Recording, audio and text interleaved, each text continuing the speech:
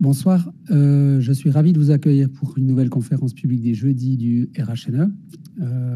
Je me présente, je suis Pierre-Emmanuel Bus, responsable de la communication de l'hôpital. Donc la conférence de ce soir est intitulée « Rester active et actif à l'hôpital, pour récupérer, il faut bouger ».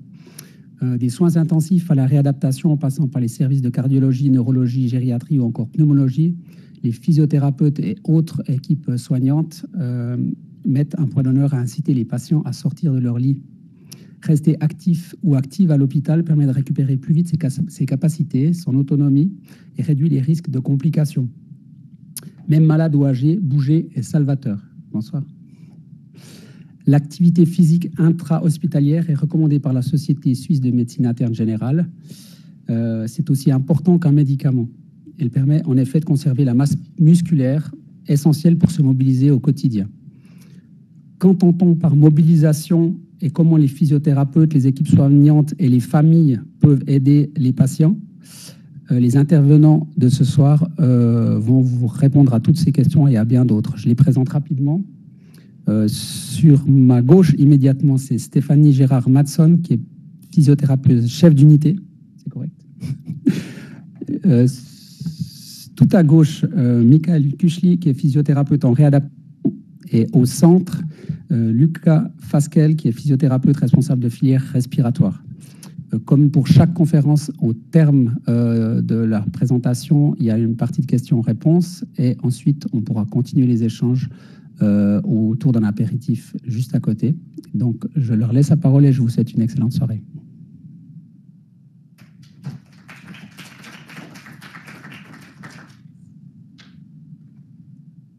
Donc, bonsoir tout le monde. On est très content d'être avec vous et de vous parler de ce sujet, de la physiothérapie, principalement à l'hôpital.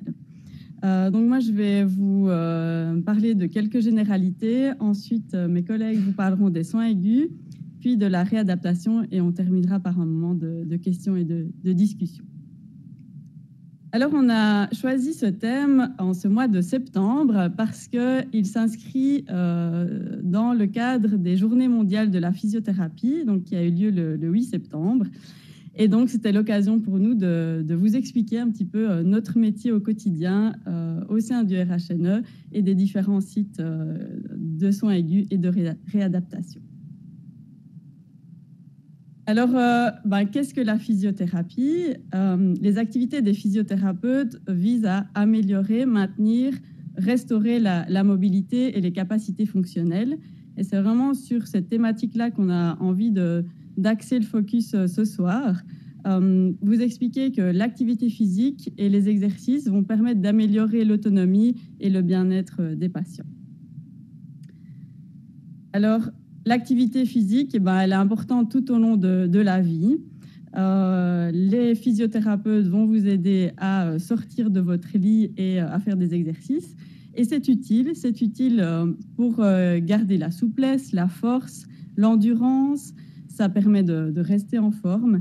Ça évite les chutes aussi, parce qu'on va travailler la coordination des mouvements. Et donc, c'est l'activité physique, c'est reconnu par différents organismes internationaux, dont l'Organisation mondiale de la santé, qui vraiment met un point d'honneur au fait de ne pas rester sédentaire et de faire de l'activité physique, avec ce slogan qui est assez clair, hein, « Soyons actifs, tout le monde, partout, tous les jours ». Alors, effectivement, l'activité physique et l'exercice sont bénéfiques pour le cœur, le corps et l'esprit. Mes collègues y reviendront. En quelle quantité? Eh bien, voilà, dans ce monde très sédentaire, plus c'est mieux. Toute activité physique compte, d'aller à pied ou en vélo au travail, de faire des tâches ménagères ou de jardinage, eh bien, ça compte dans l'activité de tous les jours. Tout le monde a un intérêt d'être actif, de la femme enceinte aux personnes qui ont des difficultés de mobilité, des maladies chroniques ou des handicaps. Le World Confederation for Physical Therapy, qui est un autre organisme très, très connu dans le monde de la physiothérapie, recommande l'activité physique, la pratique régulière de l'exercice, et cela permet de réduire les risques d'avoir certaines maladies, comme les cancers, les maladies cardiovasculaires, l'hypertension, le diabète ou encore les AVC. Et ça va aussi agir sur la santé mentale en réduisant les risques de symptômes de dépression ou d'anxiété et agir sur le bien-être en général. Alors, l'activité physique, elle est bien reconnue dans le monde, on va dire, actif, avec des slogans comme pour votre santé, bougez, hein, qu'on entend dans les médias. Par contre, au sein même de l'hôpital, eh bien, les mentalités doivent encore un peu changer, d'où la conférence de ce soir. Et il y a beaucoup d'idées reçues des patients quand on arrive dans leur chambre et qu'on veut les faire bouger, faire de l'exercice alors qu'ils sont malades ou qu'ils viennent d'être opérés. Mais ils ont un peu de la peine à comprendre. Pour eux, quand on est hospitalisé, on doit se reposer. Se reposer, c'est important pour récupérer. Et c'est ce qu'on entend assez souvent. Et même comme soignant, des fois, on a un peu de la peine à se représenter une personne malade qui est physiquement dynamique et physiquement active. Donc, on doit vraiment stopper ces idées reçues. Et puis, d'où elles viennent, en fait, ces idées? Eh bien, elles ne viennent pas de nulle part. À l'époque, hein, dans les années 1900, par exemple, les patients de l'Inselspital, ils passent en moyenne 45 jours dans un lit d'hôpital quand ils sont hospitalisés. Et donc, voilà à quoi ressemblent les hôpitaux à l'époque.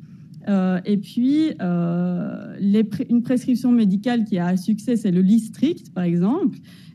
Et donc, des patients qui sont atteints de pathologies psychiatriques après un infarctus ou une chirurgie orthopédique, eh bien, il y a cette prescription de Lystrict. Alors aujourd'hui, ça change.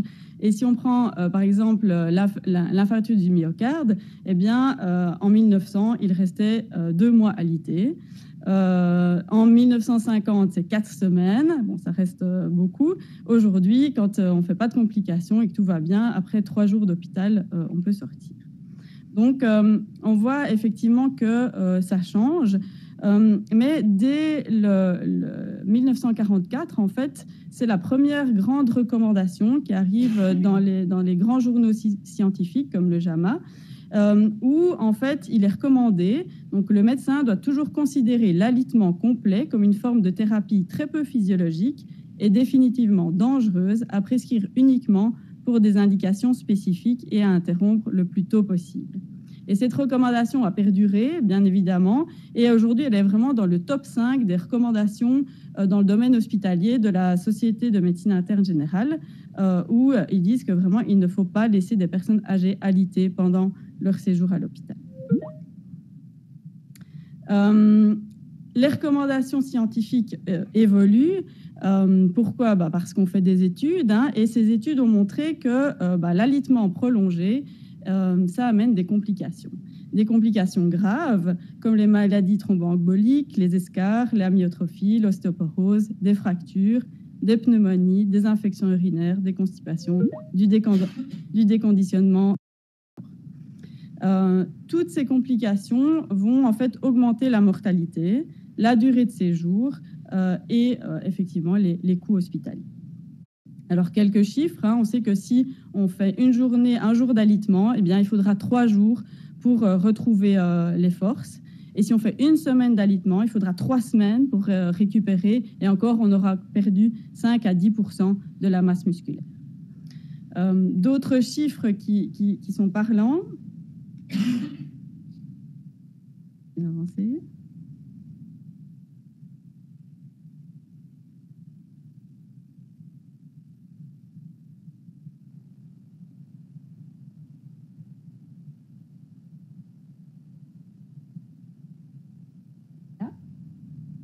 C'est est passé. Donc, d'autres chiffres qui sont parlants, eh bien, jusqu'à 65% des seniors indépendants à la marche quand ils arrivent à l'hôpital vont perdre cette capacité lors de leur séjour à l'hôpital. Donc, c'est énorme.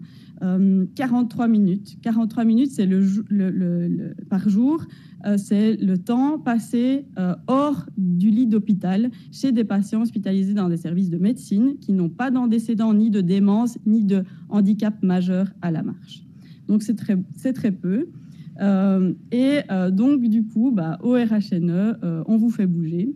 On vous fait bouger sur tous les sites du RHNE dans de différentes manières, et notamment via des groupes de thérapie, que ce soit Kermens, qui est un groupe pour prévenir le déclin cognitif et physique, mais aussi la réadaptation en oncologie, notamment pour le cancer du sein, les groupes de patients lombalgiques en piscine, la réadaptation respiratoire, cardiaque, la pré-réhabilitation, donc des patients qui viennent faire de l'exercice avant une chirurgie abdominale ou thoracique, des programmes de neuroréhabilitation précoce, gériaphite, donc des programmes en gériatrie, ou encore la mobilisation précoce dès les soins intensifs. Mon collègue vous en parlera tout à l'heure.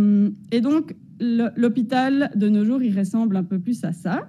Des patients sortent de leur lit, que ce soit dans les soins aigus ou en réadaptation, avec l'utilisation de nouvelles technologies également. Donc, des soins intensifs à la réadaptation, faire de l'exercice est salvateur. Et donc, je vais laisser la parole à mes collègues qui vont vous expliquer un petit peu le parcours d'un patient de l'aigu à la réadaptation.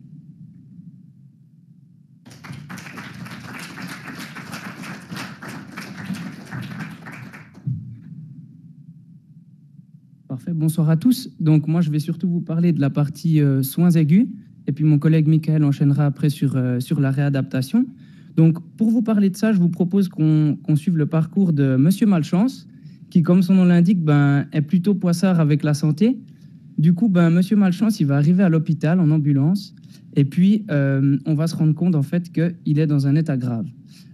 Aux urgences, ils vont diagnostiquer qu'il a une défaillance une défaillance de ses principaux organes, ce qui fait que Monsieur Malchance, il va être transféré aux soins intensifs, qui est le service en fait où on admet les patients les plus graves. Aux soins intensifs, notre patient Monsieur Malchance, il va être placé dans un coma artificiel. Peut-être que vous avez déjà eu des proches qui ont subi le même traitement, ou que vous avez déjà entendu parler de ce genre de pratique, ou vu à la télé, typiquement dans les séries. Quand on met un patient dans le coma, on doit utiliser différents médicaments pour faire ceci. Et puis, du coup, le patient va respirer via un ventilateur. On va l'intuber, donc lui mettre un tube dans la gorge qui permettra de respirer artificiellement via le ventilateur. Donc, cet état de coma, c'est très bien pour traiter beaucoup de problématiques internes du patient, mais ça a beaucoup d'effets néfastes sur beaucoup de systèmes du corps, en fait. Comme parlait Stéphanie en introduction, on n'aime pas trop l'immobilisation et on aimerait vraiment éviter ça trop longtemps. Et c'est exactement ce qu'on rencontre chez les patients intubés et puis sédatés. Donc sédatés, c'est le terme qu'on utilise pour dire endormis. Et quand ces patients sont endormis trop longtemps, ils vont avoir une multitude d'effets indésirables sur leur corps. Et puis, dans le monde de la physiothérapie, on a 4 principaux systèmes qui vont être atteints.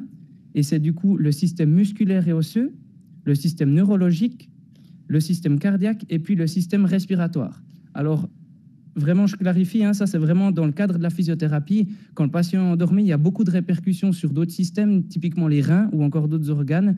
Mais ici, on va parler de ces 4 principaux systèmes qui sont ceux sur lesquels nous, on va vraiment pouvoir travailler. Donc, en quelques mots, pour que vous puissiez un petit peu plus saisir, typiquement sur le système musculaire et osseux, on va avoir des répercussions non négligeables. Chaque jour d'alitement, ça peut correspondre à une diminution de 3 à 11% de la force musculaire. Après une semaine d'alitement, on peut perdre jusqu'à 40% de sa force. Donc, je vous laisse imaginer, on perd très rapidement une force assez importante pour des personnes qui, des fois, arrivent à l'hôpital dans un état déjà précaire et avec une force déjà diminuée. Souvent, les gens, ils arrivent à l'hôpital, ça fait un moment qu'ils ne sont pas bien à la maison, puis ça va encore plus chuter. En plus de ça, on a une perte de densité osseuse et donc une augmentation du risque de fracture. Les patients qui sont hospitalisés, c'est souvent une classe de la population qui est plutôt âgée et donc une partie de la population chez qui on a déjà ce type de problème. Donc ça rajoute encore une problématique supplémentaire. Pour le système neurologique, on va également avoir une atteinte des nerfs, d'accord, suite aux différents médicaments qui vont être pris et à l'inflammation de tout le système. Ça va générer en fait une sorte de ralentissement entre la communication, une sorte de ralentissement entre le cerveau et le muscle. En fait, la communication ne va pas être bonne entre les deux, et puis du coup, le muscle ne va pas pouvoir faire l'effort que demande le cerveau. À titre d'exemple, c'est comme si, par exemple, vous devez appeler quelqu'un, puis que ce quelqu'un attend votre appel, il peut l'attendre autant qu'il veut. Si vous ne l'appelez pas, il n'aura jamais l'information que vous voulez lui donner. Donc ça, c'est une autre problématique. Au niveau du système respiratoire, on respire grâce à des muscles, notamment le principal qui est le diaphragme. Ensuite, on a aussi des muscles accessoires qui se situent surtout au niveau du cou et puis des côtes. Et donc, ces muscles ne dérogent pas à la règle. Si on ne les utilise pas, ils vont s'affaiblir. Et s'ils s'affaiblissent, on va avoir plus de mal à respirer. Je vous ai expliqué au début que les patients, quand ils sont intubés et endormis, ils respirent grâce à un ventilateur. Mais le but, ça va être justement de pouvoir retirer ce tube, enlever le ventilateur et qu'ils respirent à nouveau par eux-mêmes. Mais plus on va laisser les patients alité et moins ils vont utiliser leurs muscles respiratoires, plus on va devoir retarder le moment où on enlève le tube. D'accord ? C'est un cercle vicieux. Et plus on retarde le retrait de ce tube d'intubation, plus on péjore le pronostic des patients. D'où l'intérêt de les mobiliser le plus possible. Je vous ai mis ici... est-ce qu'il marche ? Oui. Une image ici, un schéma qui vous parlera un petit peu pour vous montrer que vraiment les poumons fonctionnent comme des muscles. Vous avez ici, ça fait sur votre gauche, sauf erreur, un poumon qui est plus grand que celui de droite et qui montre un poumon sain, un poumon normal, parce que le patient respire de manière adéquate et puis du coup, le poumon arrive à bien s'expandre. Puis vous avez ici à gauche un poumon qui est partiellement effondré parce que justement, par exemple, les muscles fonctionnent moins bien et donc le poumon travaille moins, donc il rétrécit. Si le poumon rétrécit, on va avoir plus de mal à respirer et aussi plus de difficultés au niveau de l'oxygène qui est transporté dans le corps. Donc une problématique en plus. Et puis pour finir sur les 4 systèmes, on a le système cardiaque. Pas d'exception pour le cœur, c'est un muscle aussi le cœur. Donc si on l'utilise moins, le cœur va s'affaiblir, il va se désentraîner. Et puis donc un cœur moins performant, ça veut dire qu'on va être plus essoufflé. Comme j'ai noté, muscle cardiaque moins performant, plus d'essoufflement. Et puis, en plus de ça, de nouveau, c'est un petit peu le serpent qui se mord la queue, c'est que plus le corps est faible, plus le cœur va devoir pomper pour travailler, parce qu'un corps faible, ça veut dire qu'il va consommer plus d'oxygène, et si on veut consommer plus d'oxygène, le cœur doit battre plus vite pour l'envoyer dans l'organisme. Ici, une petite métaphore pour que ça vous parle un petit peu, j'ai utilisé un tracteur et puis une Porsche hybride.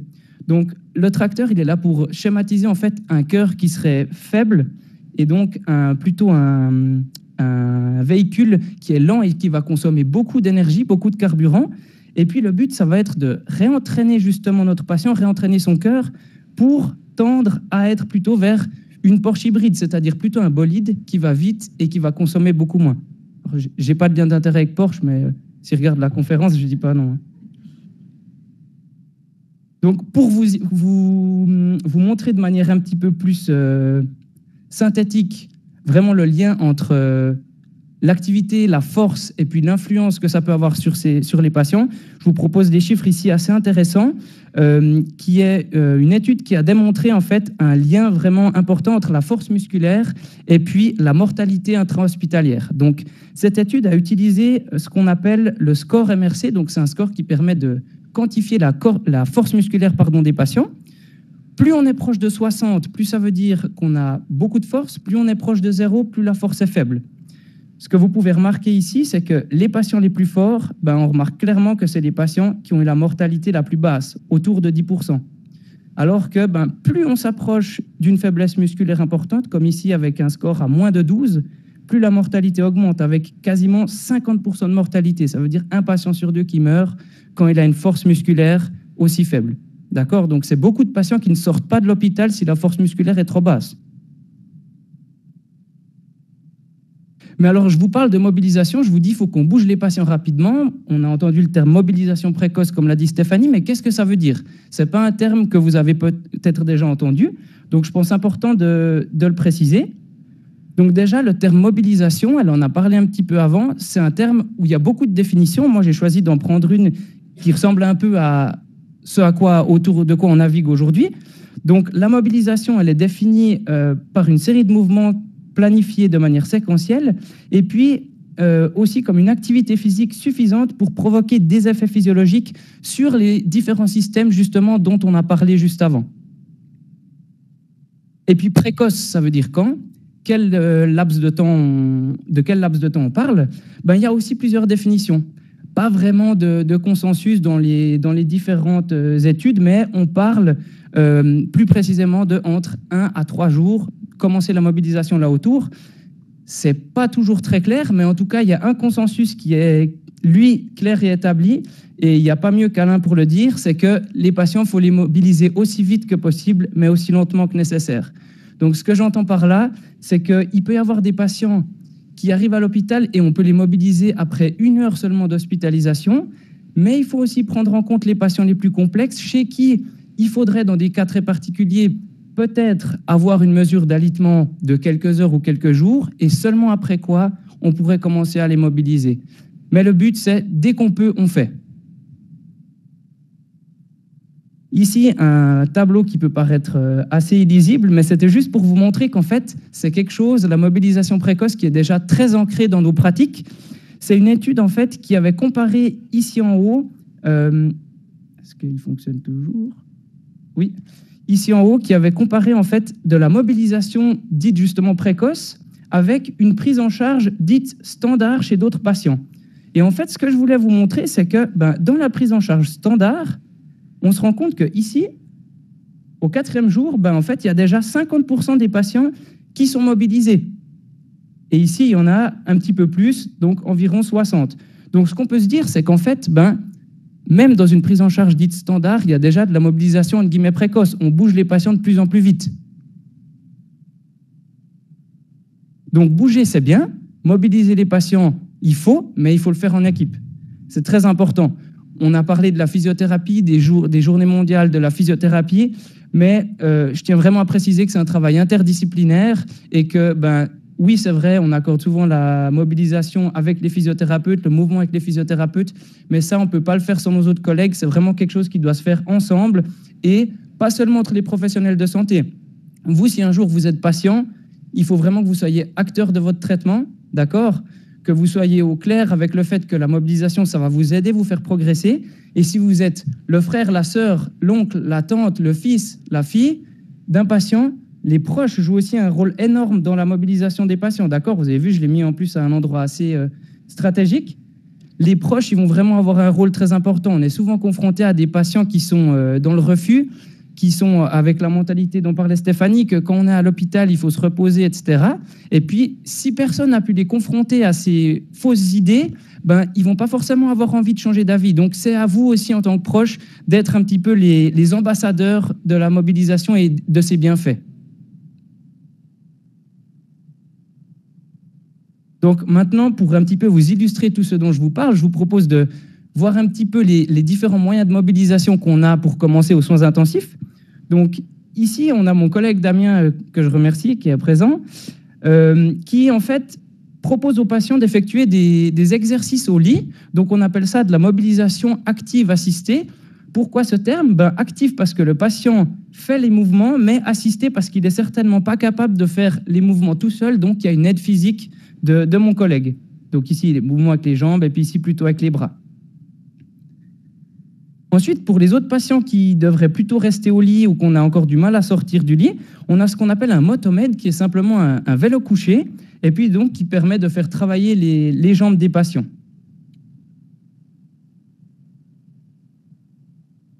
Ici, on a une table de verticalisation qui en fait fait aussi office de fauteuil, comme vous le voyez sur l'image tout à gauche pour vous, et puis qui peut du coup être incliné de différentes manières. Ça, c'est vraiment quelque chose qui pour nous, ça peut paraître banal, mais c'est un outil qui est vraiment très, très, très utile pour nous parce qu'en fait, il faut vous rendre compte que mobiliser des patients qui sont aussi lourds, quand je parle de lourds, je ne dis pas des patients qui pèsent beaucoup de kilos, je dis des cas très sévères. Des patients si lourds, ça demande beaucoup, beaucoup de ressources, beaucoup de personnel et puis beaucoup d'énergie, beaucoup de manutention pour les mobiliser. Le fait d'avoir des technologies pareilles, ça nous permet vraiment de maximiser le temps que les patients peuvent passer dessus et donc ils bénéficient d'un temps de thérapie qui est beaucoup plus long. Si le patient se sent moins bien, il nous suffit de le remettre un petit peu plus bas un moment, puis ensuite le remonter. On veut l'asseoir un petit peu, pas besoin de l'enlever de la table, le remettre au lit et tout. On met simplement en mode fauteuil. Ça, c'est vraiment une évolution qui est super pour nous. Ici, on a ce qu'on appelle le Jimmy, qui est en fait un gros coussin qu'on peut placer derrière le patient. Donc, vous voyez ici, c'est une patiente qui était intubée, donc une patiente encore en état assez grave, avec une assistance respiratoire. Et puis, on l'assied quand même au bord du lit avec un coussin derrière pour qu'elle puisse profiter des bienfaits de cette position. Position assise, c'est bien pour les muscles, ça permet de stimuler le tonus. C'est bien pour le système nerveux aussi parce que du coup, il y a des stimulations qui viennent de partout. C'est bien pour le système respiratoire parce que c'est une position plus physiologique pour respirer. Et puis, bien sûr aussi au niveau cardiaque parce qu'on fait un certain effort, on est dans une autre position. Donc, les flux sanguins sont distribués de manière différente. Donc, les 4 systèmes dont je vous parlais avant, rien qu'en mettant le patient dans la position assise, on les travaille. Travail d'équipe, parce que sur la photo, il n'y a qu'une patiente et une infirmière, mais il y a encore d'autres soignants autour qui gravitent, parce qu'on ne peut pas faire ça qu'à 2, on ne peut pas le faire tout seul, il y a vraiment besoin d'être plusieurs. Pareil, avec une patiente qu'on a mis au fauteuil, avec Romane, merci d'être là. De nouveau, une progression un petit peu plus avancée, la patiente va un petit peu mieux, on arrive à la sortir du lit, on peut l'installer au fauteuil, c'est encore mieux qu'avec ce gros coussin.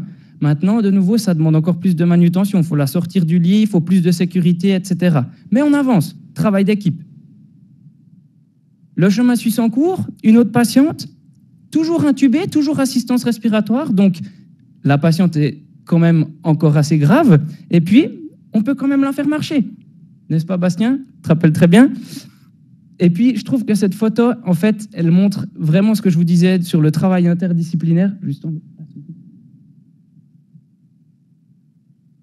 Elle schématise vraiment bien ce travail interdisciplinaire parce que, comme vous voyez, il y a une patiente qui est assistée par un physiothérapeute qui la maintient, qui la soutient, mais derrière, vous avez 2 soignants qui sont là pour suivre avec les différentes perfusions. D'accord, on voit qu'il y en a vraiment un paquet. Et puis, encore une personne qui prend la photo, en l'occurrence, c'était moi, pour tenir le fauteuil et puis prendre le ventilateur avec. Donc là, on a pas moins de 4 personnes qui gravitent autour de la patiente. Donc, c'est vraiment un travail d'équipe. Et si la patiente ne veut pas, ça ne suit pas non plus. Donc, elle fait partie de l'équipe. Donc, le chemin suit son cours. Là aussi, un autre patient en assistance respiratoire, mais déjà un petit peu moins grave, ou pas encore assez grave, mais on va dire un petit peu moins grave, qui, pareil, est mobilisé par différents soignants. La même chose, et puis vous voyez ici que le patient, on pourrait dire qu'il va un petit peu mieux. Je vous donne un indice, c'est parce qu'en fait, si vous voyez l'aide technique qu'on utilise pour la marche, ici, c'est un rollator, déambulateur, comme vous avez déjà peut-être entendu parler, alors que sur les slides précédentes, c'était ce qu'on appelle un taurus, qui est en fait un moyen auxiliaire un petit peu plus robuste. Les patients peuvent se tenir dessus et quand ils n'ont pas assez de force, c'est quand même une super aide parce qu'ils peuvent travailler avec les bras.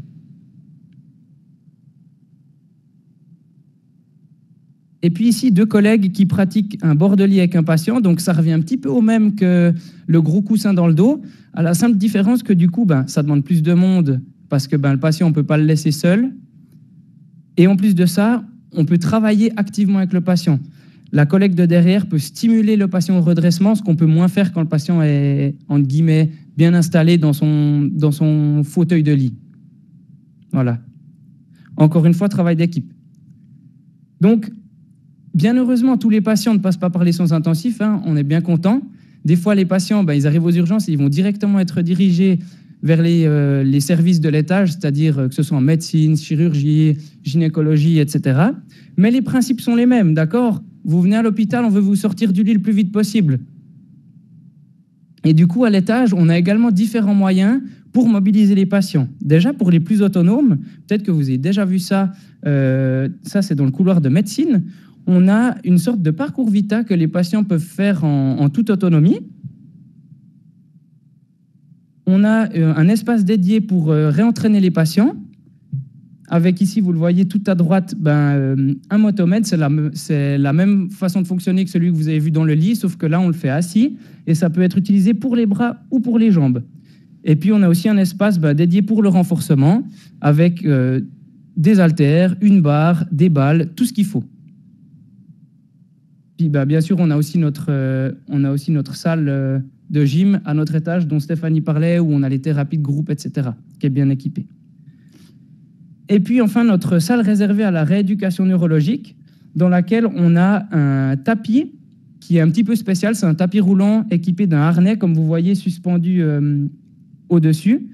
En fait, ça, c'est vraiment utilisé typiquement pour les patients neurologiques qui ont des faiblesses musculaires importantes. Par exemple, après avoir fait un accident vasculaire cérébral, ces patients vont avoir une perte de force plutôt dans une seule partie du corps, d'un côté droite ou gauche. Et puis, le fait de les accrocher à ce harnais, ça permet en fait d'enlever une certaine partie du poids de leur corps parce qu'ils sont plus capables de soutenir leur poids de leur corps. Et on leur réapprend à marcher. Et si ça veut bien redémarrer... Je vais essayer de revenir en arrière et recommencer. Voilà, vous voyez que du coup, la patiente marche sur le tapis, on ne voit pas très bien, mais le tapis déroule. Et puis, à deux thérapeutes, en fait, on pratique ce qu'on appelle des stimulations à la marche. Et du coup, en fait, on réapprend à la patiente à marcher en faisant le mouvement adéquat pour que, en fait, son système nerveux réapprenne la commande.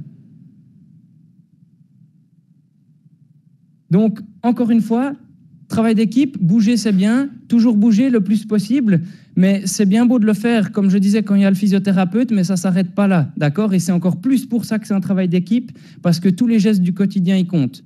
Nous, on voit les patients 1 à 2 fois par jour, on essaie de les voir le plus longtemps possible, mais c'est rien sur une journée de 24 heures. Donc c'est pour ça que tous les gestes du quotidien, ils comptent.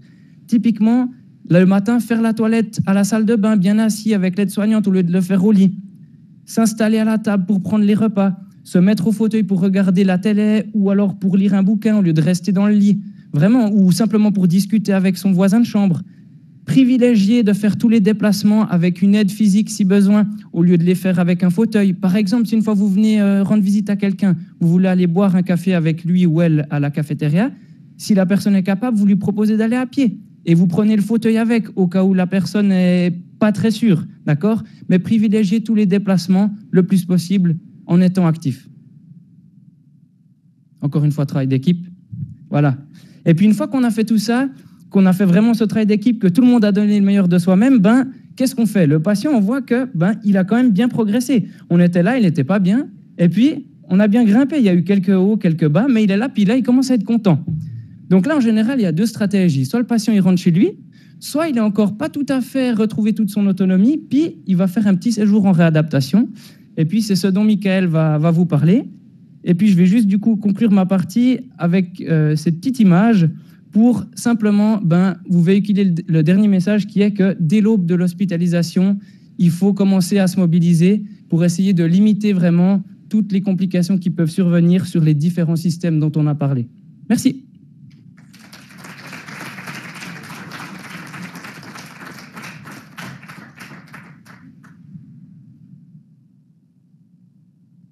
Du coup, je vais prendre le relais sur tout ce qui vous a été expliqué sur les soins en soins aigus et comment faire bouger le patient en vous parlant un petit peu de la réadaptation. Et puis avant de parler de réadaptation, je voudrais revenir sur le concept d'activité physique et puis de mouvement finalement. Considérez qu'une activité physique, comme la définition qui est ici, c'est tout mouvement corporel produit par la contraction des muscles squelettiques entraînant une augmentation de la dépense d'énergie au-dessus de la dépense de repos. Ça veut dire quoi? Ça veut dire que finalement, un simple mouvement très basique dans certaines circonstances peut être considéré comme une activité physique pour une personne.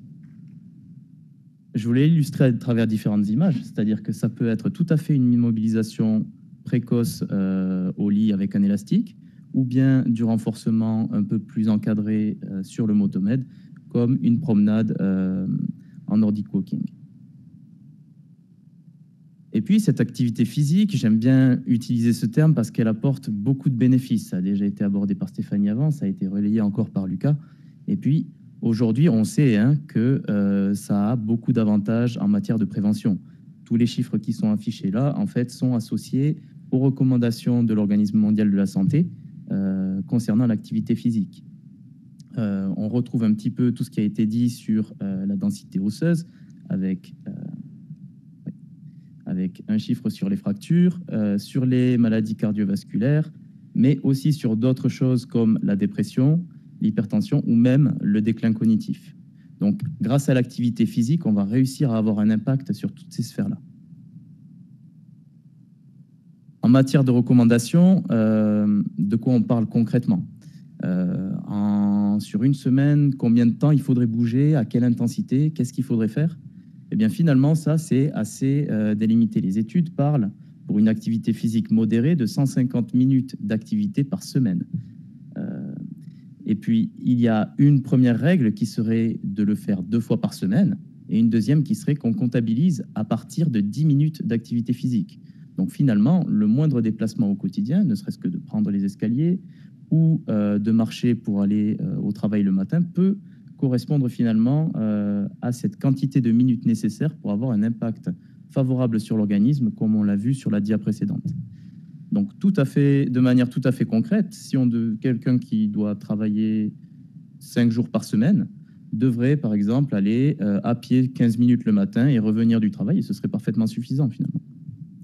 Une autre recommandation serait une activité physique plus intense pour laquelle on aurait besoin de moins de temps de travail finalement. Et encore une fois, on applique cette règle du minimum 2 fois par semaine et minimum 10 minutes à chaque fois. Une séance de renforcement plus intense à hauteur d'un effort de 7 sur 10 à peu près ou 6 sur 10 pourrait correspondre aussi aux besoins qui sont mentionnés dans la recommandation de l'OMS. En termes de notion d'activité, je vous ai affiché ici une échelle qui permet d'évaluer plus ou moins l'effort ressenti par la personne. Je vous ai encadré ici l'effort modéré et puis à quoi ça correspond finalement. C'est une échelle qui est assez juste en termes de ressenti. Elle est subjective, mais on s'est aperçu qu'elle correspondait globalement à ce que la personne ressentait. Un effort modéré correspondrait à « je commence à percevoir un effort, je suis légèrement essoufflé, je commence légèrement à transpirer ». Donc, c'est de cette intensité-là que l'on parle quand on se réfère aux recommandations de l'OMS. Concrètement, qu'est-ce que ça peut donner, ça? Quel type d'activité je dois faire pour ressentir cet effort? Eh bien, en fait, ça va dépendre de chacun. C'est un effort qui est individuel. Prenons ces 2 individus. On a un premier qui est en train de courir à 10 km/h en montée. Alors, il se trouve que c'est quelqu'un qui est très fort dans son activité. Pour lui, ça sera un ressenti d'activité équivalent à 4 sur 10. L'individu B, lui, avec des bâtons de marche en forêt, avec un tout petit peu de dénivelé, mais à une vitesse de 3 km/h, peut tout à fait ressentir la même intensité d'activité, finalement. Donc, ça serait aussi un 4 sur 10. Et si maintenant on intègre Madame Malchance dans la boucle, qui entre en réadaptation, on peut considérer que de faire du motomède et de la pédalette comme ça pendant 10 minutes pourrait correspondre au même effort que le trailer qui court à 10 km/h en montée. Concernant l'activité physique, ce qui est bien, c'est que les effets que je vous ai présentés sur la dia précédente, ils sont relativement immédiats et surviennent indépendamment du moment où l'on commence. C'est-à-dire pas besoin d'avoir fait du sport depuis qu'on est jeune pour obtenir ces résultats favorables. Il suffit de commencer même pendant l'hospitalisation et de pérenniser ses habitudes pour avoir déjà un impact positif sur notre santé. L'inconvénient, c'est que on ne capitalise pas. C'est-à-dire qu'il ne suffit pas d'un séjour en hôpital où on a regagné de la force pour rentrer à la maison tout arrêter pour continuer à bénéficier de ces avantages. C'est-à-dire que même après l'hospitalisation, il est important de maintenir les acquis et les réflexes qui ont été mis en place au niveau de l'activité physique.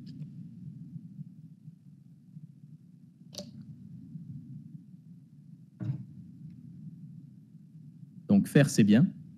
Régulièrement, c'est mieux.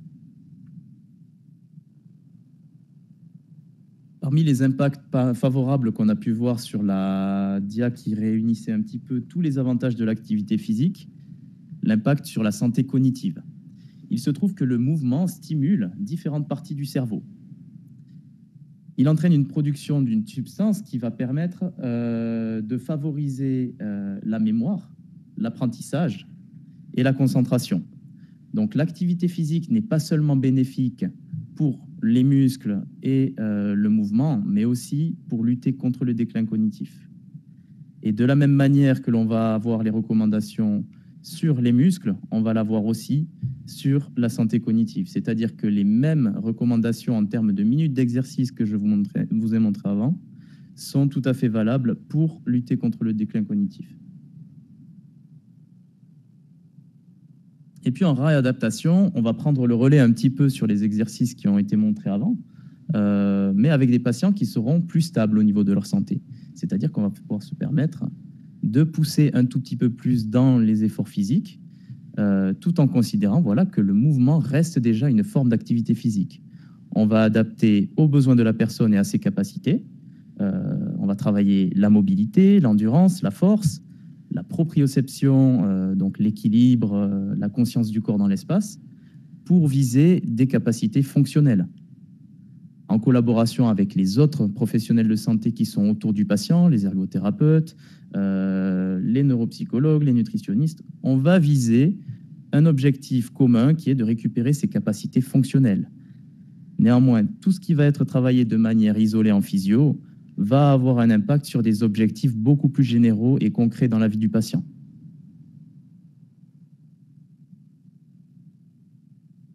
Si on poursuit un petit peu le parcours de Monsieur Malchance, je vais vous parler de l'unité gériatrique aiguë à La Chaux-de-Fonds. C'est une unité de 22 lits qui est divisée en 3 secteurs pour lequel un physio est attitré à chaque secteur. Cette unité, elle est assez spécifique, hein, elle concerne un certain type de patients. Donc, comme vous le voyez, hein, c'est plutôt pour les personnes qui auraient 70 ans ou plus, qui auraient déjà chuté plusieurs fois à la maison, qui auraient éventuellement subi qui auraient besoin d'un séjour hospitalier supérieur à 7 jours, des gens qui auraient besoin d'aide pour les activités de la vie quotidienne et autres. Et l'unité gériatrique aiguë ne déroge pas à la règle de ce qu'on a discuté jusqu'à présent, c'est-à-dire elle va favoriser la mise en mouvement du patient. Je vous ai mis une image en anglais juste pour la traduire, c'est « Et si je vous disais que la physiothérapie, c'était pas seulement des massages, c'était pas seulement la pose d'électrodes et qu'on faisait bouger les patients ?» Eh bien, c'est ce que l'UGA à La Chaux-de-Fonds s'efforce de faire. De manière encadrée, donc avec une intervention pluridisciplinaire, donc ergo, physio, nutrition, comme je vous ai dit.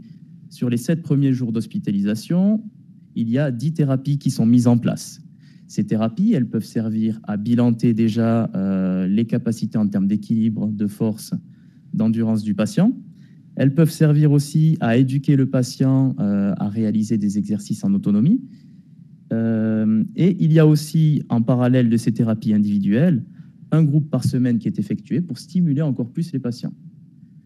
Ce qu'il y a, c'est que, comme l'ont dit mes 2 collègues, on ne s'arrête pas seulement aux thérapies qui sont encadrées. On attend des patients qu'ils bougent à côté.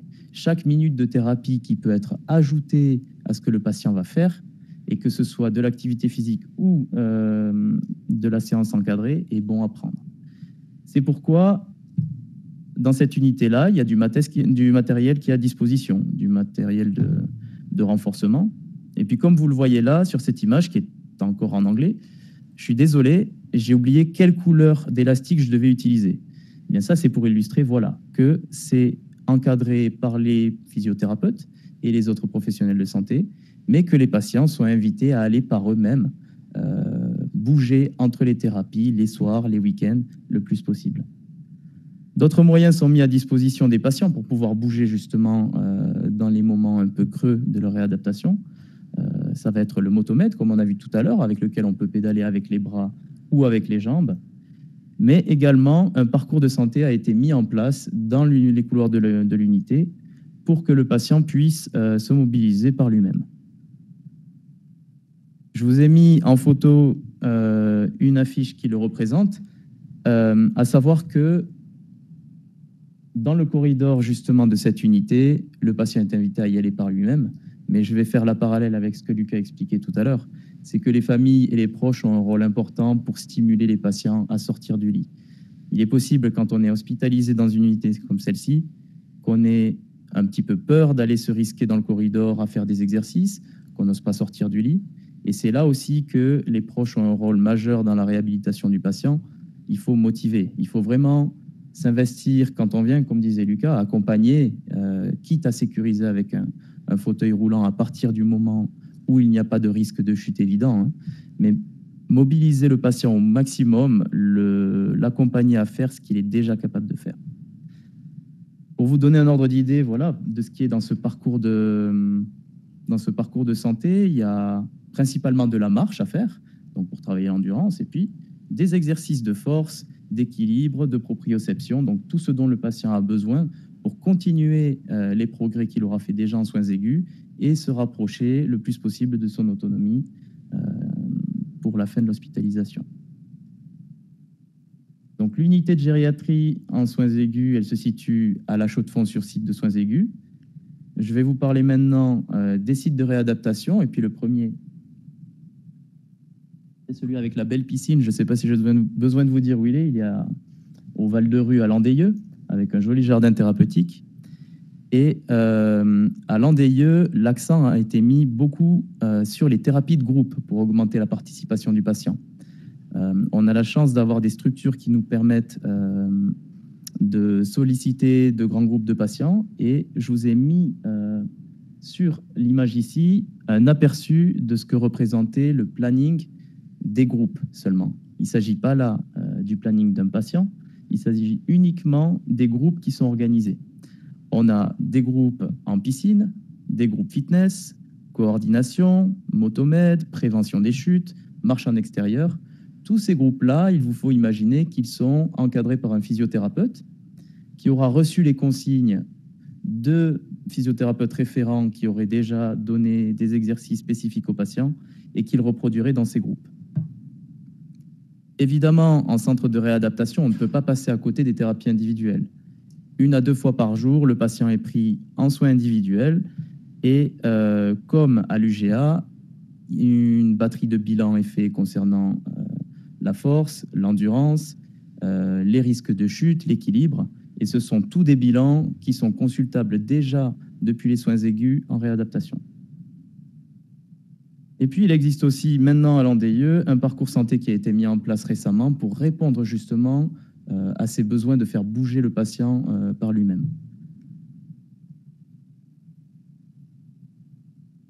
Ici, je vous ai mis un petit aperçu des locaux. Donc, on a une salle avec des motomèdes où les patients peuvent pédaler tous les matins. On a la fameuse piscine. Je vous ai mis en bas à gauche l'image de notre plateau technique avec les machines qui peuvent être utilisées pour le groupe fitness, ainsi qu'une image tirée de Strava d'un des parcours de marche qui va être proposé aux patients.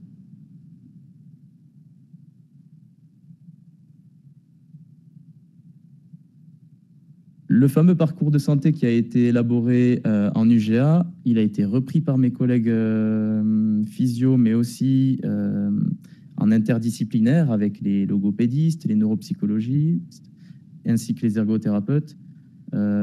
Pourquoi? Parce qu'on a une population de patients qui est légèrement différente de l'UGA. On a une population avec des atteintes neurologiques, comme des accidents vasculaires cérébraux, et ça peut affecter davantage l'aspect cognitif des patients.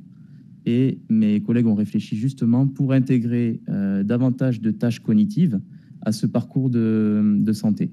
Donc là, vous pouvez voir un exemple d'un billet qui fait partie d'un exercice de double tâche à faire, donc garder l'équilibre, lire le billet, s'en rappeler et essayer de réciter sur un poste plus loin les informations principales.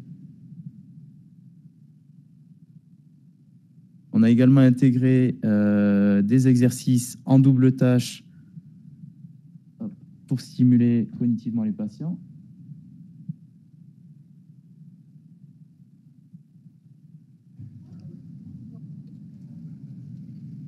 Donc ici, vous pouvez voir ma collègue qui est en train de lasser une chaussure. Et on ne le voit pas forcément sur la vidéo, mais elle a une position particulière avec ses pieds qui lui font travailler en même temps l'équilibre. Donc, on travaille à la fois l'équilibre et en même temps la concentration sur une tâche.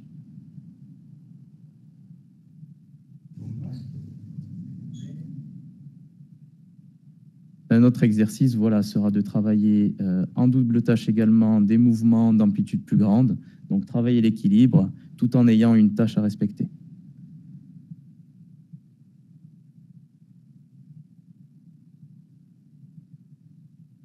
Et puis, pour poursuivre avec la réadaptation, je vais vous parler du LOCL. Et aujourd'hui, est l'établissement qui est le plus à la pointe en termes de réadaptation sur tout ce qui est numérique, finalement. Le LOCL a été équipé récemment de la réalité virtuelle.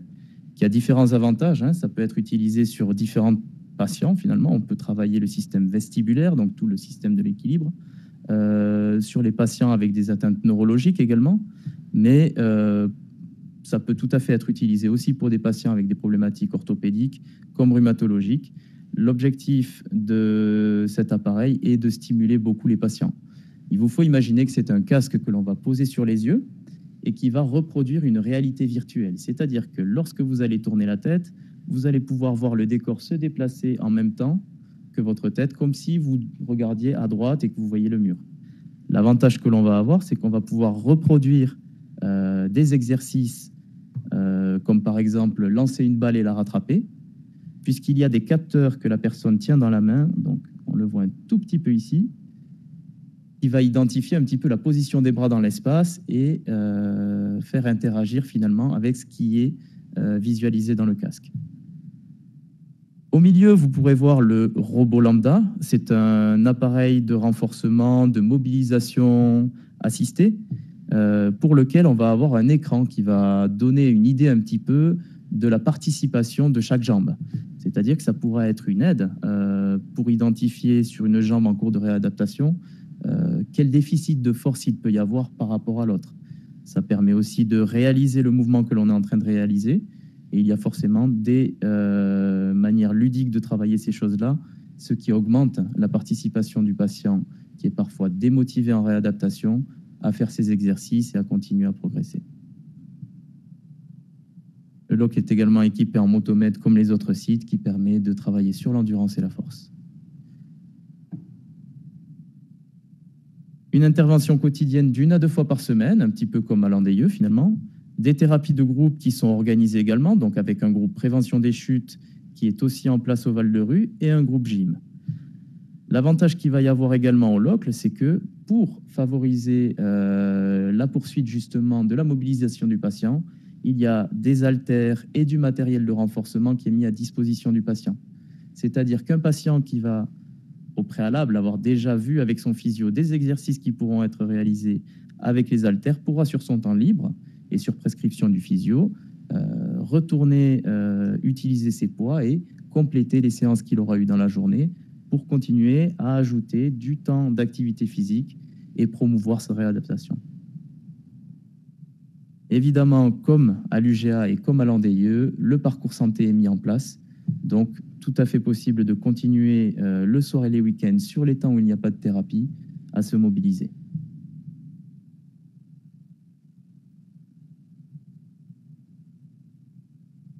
Et puis cette hospitalisation, elle se finit un jour. Un jour, le séjour se termine en réadaptation. Et puis qu'est-ce qui se passe? Est-ce que le patient rentre à la maison? Ça y est, il est guéri, il n'y a pas de problème. On arrête tout, on reste sur ses acquis? Ben forcément que non. Je vous laisse imaginer que le physio est le garant finalement d'organiser la poursuite du mouvement du patient à domicile pour la suite. Et puis ça peut être fait avec différentes mesures. Selon les nécessités du patient, ça peut être tout à fait organisé à domicile avec un passage de quelqu'un d'un physio de cabinet qui pourrait venir à domicile.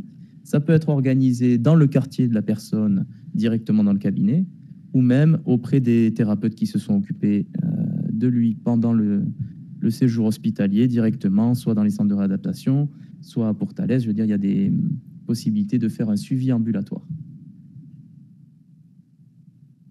Donc voilà, l'intérêt pour faire écho à ce que j'ai dit jusqu'à présent, à ce qu'on a dit jusqu'à présent, ben voilà, c'est d'assurer la transition, mais pas que. C'est aussi pour continuer à stimuler le patient vers de nouveaux objectifs. C'est-à-dire que Monsieur Malchance, quand il est arrivé aux soins intensifs, comme Lucas nous l'a présenté tout à l'heure, eh bien peut-être que cette personne-là, elle adorait la randonnée finalement. Peut-être qu'à la sortie de l'hospitalisation en réadaptation, ben, le niveau de conditions physiques n'est pas suffisant pour reprendre ces activités-là. Et c'est aussi là que le physio en réadaptation ou même en soins aigus avant la sortie du patient a la responsabilité d'organiser la suite pour le patient parce que l'objectif est de reprendre les activités qu'il aimait faire avant et c'est au physio d'organiser ces choses-là.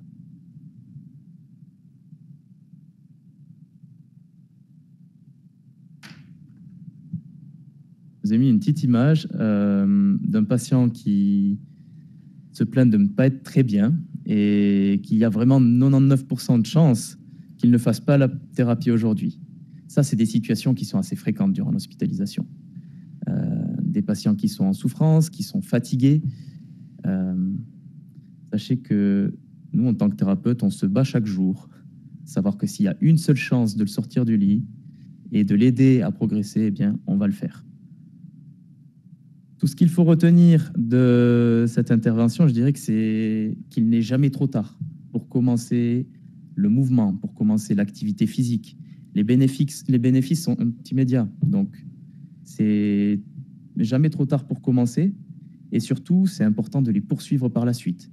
Pour rappel, on ne capitalise pas les effets positifs de l'activité physique. Il faut continuer à bouger, il faut continuer à avoir une activité pour profiter des bénéfices. Autre fait que j'aimerais que vous reteniez en repartant, c'est que ça ne stimule pas que les capacités physiques de bouger, mais aussi les capacités cognitives. On a un impact sur beaucoup de domaines de santé et c'est important de le retenir. C'est un moyen de traitement qui aujourd'hui est incontournable, la science le dit, et le RHNE s'adapte à la littérature scientifique justement pour permettre aux patients de bouger plus, que ce soit sur les sites de soins aigus, en réadaptation, et tout en assurant la suite à domicile, tout en sachant que la famille prend un rôle très important dans tout ça, à savoir que de motiver le patient, c'est lui garantir plus de chances de récupérer et de sortir de son hospitalisation en meilleure santé.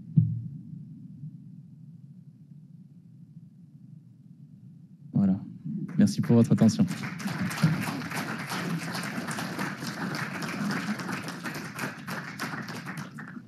Si vous avez des questions, et je pense que ce sera le cas, il faut demander le micro, puisque comme la conférence fait l'objet d'un captage vidéo, qu'on puisse vous entendre aussi à distance. Alors, levez la main, on vous apporte le micro.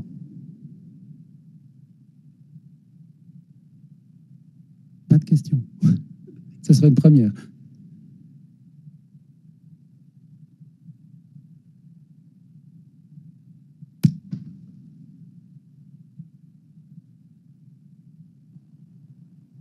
Alors, moi, personnellement, je travaille à l'hôpital. Je vois personnes qui sont en aide, comme vous parlez, aux soins intensifs, ils se déplacent dans les couloirs et tout et tout.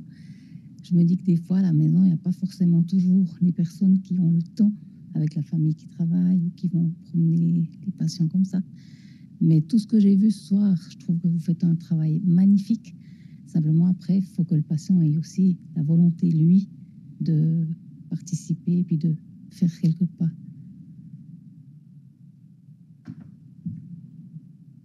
Et effectivement, merci pour la remarque. Donc, c'est vrai, comme disait Michael, c'est que après l'hospitalisation, c'est pas fini. Et c'est pour ça que nous, on propose aussi des thérapies de groupe en ambulatoire ou même des thérapies en individuel où le patient peut venir continuer à faire des exercices en fonction de sa pathologie, que ce soit respiratoire, que ce soit cardiaque ou autre. C'est tout à fait possible de revenir à l'hôpital. Et après, voilà, il y a... c'est vrai que des fois, des patients sont seuls à la maison. Parfois, il y a le conjoint qui peut aider, la famille qui n'est pas toujours là, mais il y a les soins à domicile. Il y a d'autres structures qui peuvent aider. Mais effectivement, c'est pas toujours simple, mais du rôle de la santé publique. Donc voilà, c'est un rôle qui est important aussi. Est-ce qu'il y aurait une deuxième question ?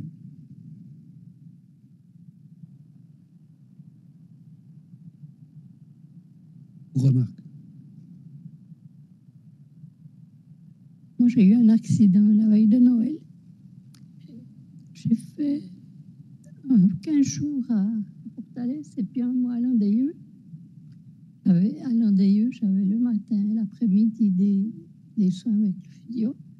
Mais après, ça a encore duré. Ça fait 6 mois à la maison pour que je revienne vraiment. J'étais cassée de partout. Non, j'ai plus de physio. Les escaliers, 3 étages. Je les fais 2 à 3 fois par jour. Et puis, les exercices aussi. Mais il faut la volonté. Ah,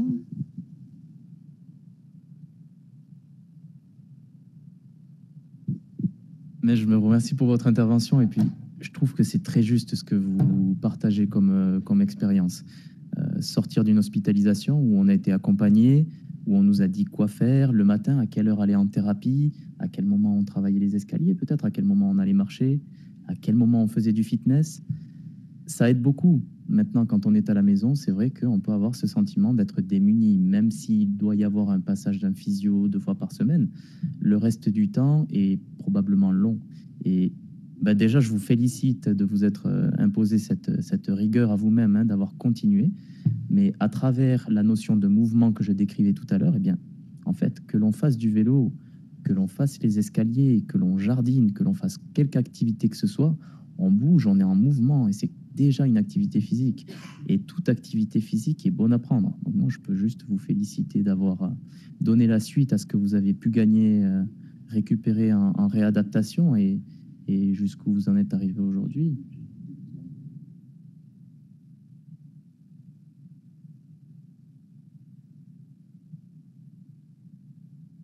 Bon. Ah oui.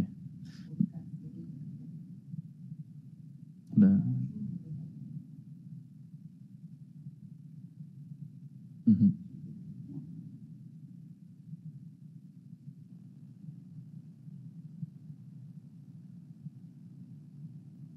Mhm. Mais bravo à vous en tout cas, hein. C'est un beau témoignage, je trouve. Et puis ça illustre parfaitement ce que nous, on voulait décrire un petit peu ce soir, je crois. C'est que récupérer des forces, ça en passe par faire déjà des efforts quand on est hospitalisé, hein, de ne pas rester inactif, de se donner la peine de faire même si c'est difficile, et puis de prendre la suite une fois à la maison, de garder cette motivation et de continuer à faire.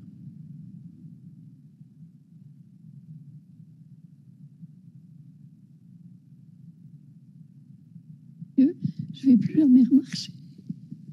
Ils m'ont fait peur avec ça parce que je me disais, mais je vais plus jamais remarcher. Et après, sensiblement, ils m'ont donné d'autres machines, tout ça. Puis...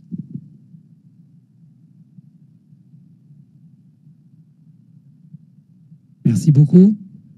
Est-ce qu'il y a encore une intervention ou une question? Me permettre de faire un petit commentaire. Déjà, je vous remercie pour vos excellentes présentations. On voit que tout le travail qui est déployé de l'aigu jusque finalement à la maison, en ambulatoire, c'est des ressources. On vous a vu plusieurs thérapeutes, plusieurs professionnels de santé autour d'un patient. On a vu du matériel qui est relativement lourd aussi. Et je vais profiter en fait de la situation. On parle de l'augmenter des coûts des primes. C'est quelque chose que vous n'avez pas abordé dans votre présentation. On a vu directement le bénéfice pour le patient, ce qui évidemment nous intéresse tous ici, ailleurs. Mais je dois souligner qu'en plus de ce bénéfice-là, tout ce que vous faites pour faire avancer le patient rapidement va participer à l'économie des coûts. Ça, je pense, c'est quelque chose qui est important à noter en ce moment où il y a pas mal de débats là-dessus. C'est que toute cette activité, elle va faire finalement que le patient reste moins longtemps à l'hôpital, il sort en meilleure santé et il y a besoin de moins de structures et moins de coûts derrière. Et ça, je pense qu'il faut le noter, en plus évidemment du bénéfice direct sur le patient. Voilà. Merci beaucoup pour ce complément, en effet, important. Et donc, je vous invite à applaudir nos intervenants et ensuite à rejoindre l'apéritif.